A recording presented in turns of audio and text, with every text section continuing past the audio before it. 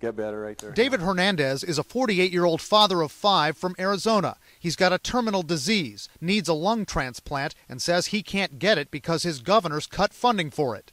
I just can't believe that she's in a situation that she can turn lives like that away. She can tell you if you're going to live or die right there. Hernandez is talking about Republican Governor Jan Brewer, whose administration cut its share of Medicaid funding, about $1.2 million, for certain transplants. At least one person in Arizona who was on a list for a liver transplant has died as a result of being taken off the list when the cuts took effect in October.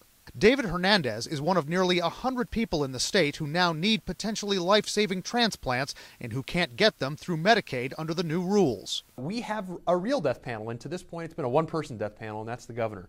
That's Democrat David Shapira, Arizona's incoming Senate Minority Leader. He's pushing an emergency restoration of the state's Medicaid funding for those transplants.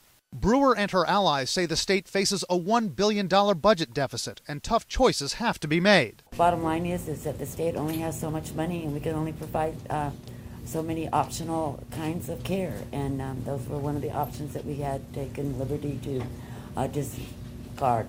The debate over those choices now seems to zero in on questions about whether those transplants are worth state and federal government money in an era when tightening budgets and cutting programs are so crucial.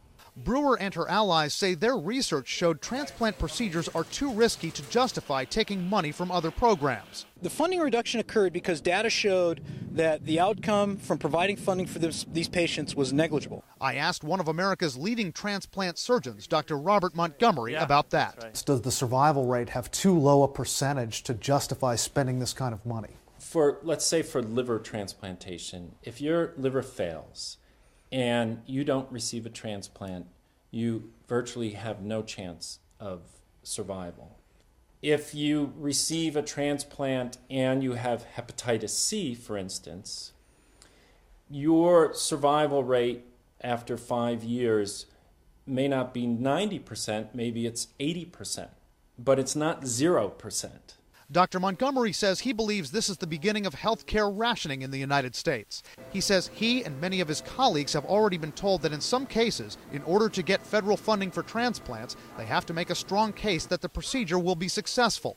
The result, he says, transplants will be given to less sick Medicaid patients, but the people who rely on Medicaid and need them the most may very well not get them. Brian Todd, CNN, Washington.